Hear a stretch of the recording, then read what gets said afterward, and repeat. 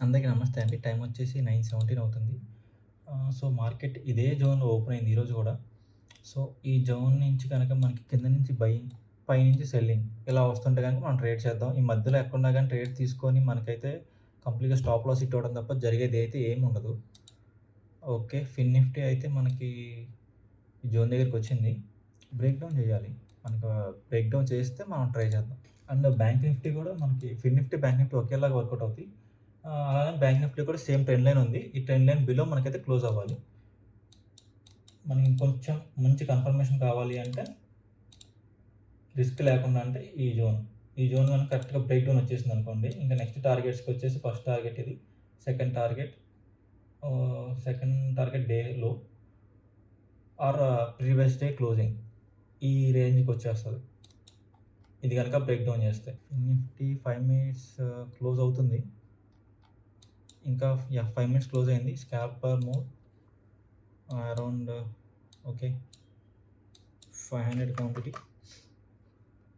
మనకి చిన్న రీటెస్ట్ అయితే కావాలి. ఇలా రన్నింగ్‌లో అయితే వెళ్ళొద్దు. Waiting game. ఓన్లీ ఫిన్ నిఫ్టీయే చూస్తే మాత్రం ఫిన్ నిఫ్టీ ఇక్కడ ట్రేడ్ తీసుకోవచ్చు నేను. ఓన్లీ ఫిన్ నిఫ్టీయే చూస్తే. కాకపోతే మనకి బ్యాంక్ నిఫ్టీ కూడా మనకి చూడాలి కదా! హ్మ్. చిన్న స్టాప్ లాసే. ట్రై చేద్దామా? Just 3 points, 3, 4 points stop loss. Okay. Try చేద్దామండి. ఫిన్ నిఫ్టీ నేను బై చేశాను. స్టాప్ లాస్ వచ్చేసి కిందే పెట్టేద్దాం.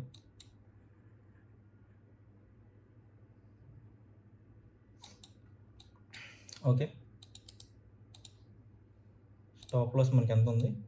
మనకి స్టాప్ లాస్ వచ్చేసి ఒక 5 పాయింట్స్ అనుకుందాం. అట్‌లీస్ట్ ఒక 20 పాయింట్స్ మనం క్యాప్చర్ చేద్దాం.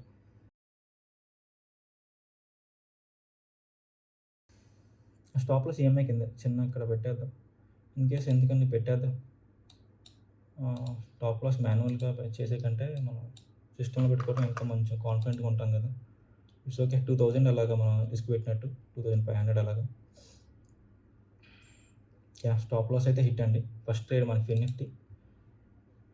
మనం బ్యాంక్ నిఫ్టీ క్లోజ్ అయిన తర్వాత తీసుకోవాల్సింది. బట్ మనం ఏంటంటే ఓన్లీ ఫిన్ నిఫ్టీ చూసి తీసుకుందాం. ఫస్ట్ ట్రేడ్ జస్ట్ ట్రై చేద్దాం అని చెప్పేసి తీసుకున్నా.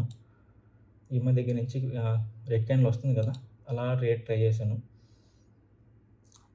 It's okay. First trade okay. First trade వచ్చేసి మనకి 2600 అరౌండ్ 5 పాయింట్స్ అండి. అరౌండ్ 5 పాయింట్స్ మనం స్టాప్ లాస్ ఇచ్చాం. బట్ బయింగ్ చూడండి ఒక్కసారి ఇది చూడండి. నేను ఎందుకని పుట్ సైడ్ వెళ్దాం అనుకున్నాను. ఒకసారి బయింగ్ చూడండి. ఓకే. సెల్లింగ్ ప్రెషర్ అంటే పైన విక్స్ ఎక్కువ ఉందంటే అది సెల్లింగ్ ప్రెషర్ ఎక్కువ ఉన్నట్టు. ఒకసారి చూడండి ఇక్కడ విక్స్. ఈ క్యాండిల్ ఓకే ఫైన్. దాని తర్వాత ఏ పర్టిక్యులర్‌గా ఈ లెవెల్ దగ్గర చూసారా ఎంత పెద్ద విక్స్ వచ్చిందో? దెన్ నెక్స్ట్ కూడా సెల్లింగ్ ప్రెషర్ అయితే బాగా కనిపిస్తుంది సెల్లింగ్ ప్రెషర్. బంతా అండి. ఏక్ ట్రేడ్ బనేగా.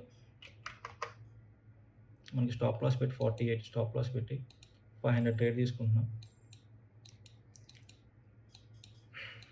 అగైనెస్ట్‌గా తీసుకున్నా. డే హై తర్వాత క్లోజ్ అయిన తర్వాత మంచి బుల్లిష్ క్యాండిల్స్ వస్తున్న తర్వాత కూడా నేను ట్రేడ్ తీసుకుంటున్నా. కంప్లీట్‌గా అగైనెస్టే ఇది. But I don't know. Price action నాకు అలా కనిపిస్తుంది. కనిపిస్తున్నప్పుడు నాకు ట్రేడ్ తీసుకోకుండా ఎలా ఉంటాను చెప్పండి?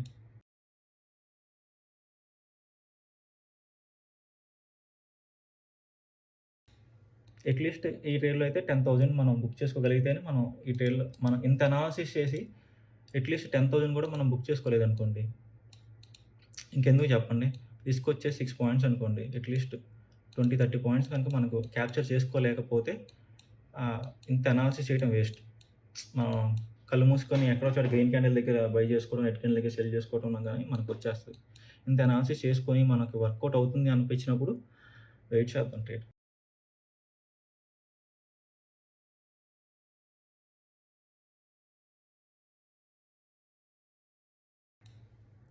స్టాప్ లాస్ మనం పెట్టేద్దామండి. మనం రిస్క్ తీసుకోవడం ఎందుకు? అంత రిస్క్ వద్దు మనకి. మనకేంటంటే స్టాప్ లాస్ పెడితే మనకి షూట్ అయిందనుకోండి ప్రీమియం. మనం ఫస్ట్ స్టాప్ లాస్ క్యాన్సిల్ చేసి తర్వాత మనం టార్గెట్ బుక్ చేసుకోవాలి.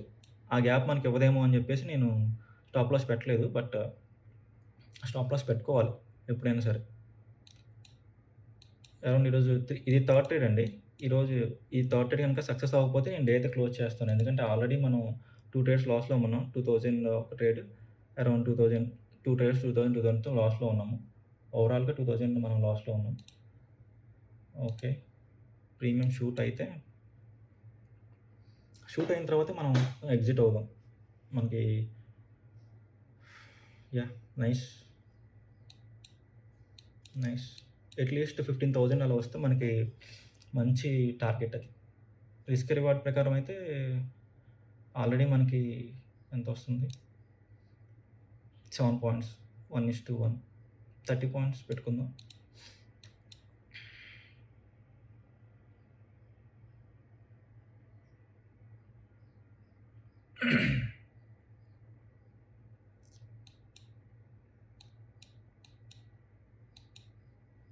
ఓకే. మనకి లాస్ అంతా రికవర్ అయిపోయి ప్రాఫిట్‌లోకొచ్చాం. 2 ట్రేడ్స్ లాస్ అండి. ఒక ట్రేడ్‌లో మనం ప్రాఫిటబుల్‌గా వచ్చేసాం. ఓకే. నైస్. Nice move. 8,000 వరకొచ్చింది. బట్ లెట్స్ వెయిట్ అండి. Let's wait. No problem. Wait చేద్దాం. ఒక 10,000 అయితే మినిమమ్ క్యాప్చర్ చేద్దాం మనం. ఎక్స్‌పైరీ గదా! ఒక షూట్. కొంచెం షూట్ చేస్తే చాలు మనకి. ఈఎంఐ దగ్గరికొస్తుంది. ఓకే. ఓకే అండి. ట్రేడ్ అయితే మనం క్లోజ్ చేసాము. ఎందుకంటే మనకి ఇక్కడ ఈఎంఐ దగ్గరికొచ్చింది గదా! ఈఎంఐ దగ్గర నుంచి కొంచెం రిజెక్షన్ తీసుకున్నా గానీ మన ప్రీమియంలో చాలా డికే ఉంటది. ఒకసారి ఓవరాల్‌గా మనం ప్రాఫిట్ చూద్దాం. ఓవరాల్‌గా మన ప్రాఫిట్ వచ్చేసి 4,600 అండి. ఫస్ట్ ట్రేడ్‌లో చిన్న లాసు, సెకండ్ ట్రేడ్‌లో చిన్న లాసు, థర్డ్ ట్రేడ్‌లో అయితే మంచి ప్రాఫిటబుల్ ట్రేడ్. మంచి ప్రాఫిటబుల్ ట్రేడ్. మనకి చూడండి సింపుల్ రిస్క్ రివార్డ్.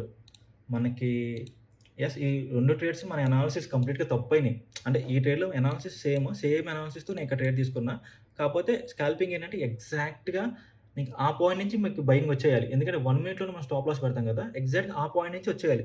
సో, అది కొన్ని సార్లు అటు ఇటు అవుతుంది. ఎందుకంటే కాపోతే అప్పుడేంటంటే మనకి చిన్న స్టాప్ లాస్ పెడతాం. పెద్ద టార్గెట్స్ అచీవ్ చేస్తాం. ఫస్ట్ ట్రేడ్ అయితే అది కంప్లీట్‌గా నా మిస్టేక్ అండి. అది కంప్లీట్ నూబ్‌లాగా ట్రేడ్ చేశాను నేను. బట్ చెప్పలేం. ఎక్స్‌పైరీ డే కదా! మనకి మూవ్‌మెంట్ రావచ్చు.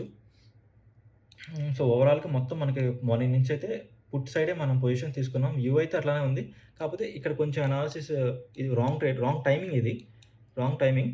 ఇది కూడా కొంచెం టైమింగ్ తప్పింది. ఇది perfect timing. So, wrong timing అయినప్పుడు చిన్న స్టాప్ లాసే తీసుకున్నాం. కరెక్ట్‌గా మన ట్రేడ్ తీసుకున్నప్పుడు మాత్రం కరెక్ట్ మన టైమింగ్, మన అనాలిసిస్ అన్నీ కరెక్ట్‌గా ఉన్నప్పుడు మాత్రం మన టార్గెట్ కోసం అయితే మనం వెయిట్ చేసాం. సో, ఆల్రెడీ 3 ట్రేడ్స్ తీసుకున్నాం కదా! ఇంకా ఇంతకన్నా ఎక్కువ ట్రేడ్స్ చేసి, ఓవర్ ట్రేడ్ చేసి, ఇంకా వచ్చిన ప్రాఫిట్ కూడా పోగొట్టుకోవడమే నాకు తెలుసు. మార్కెట్‌లో పెద్ద మూవ్‌మెంటే తెలియదు. చిన్న జోన్‌లోనే మూవ్ అవుతున్నాయి కదా అన్నీ. సో, దట్స్ ఇట్ అండి. I am done for the day.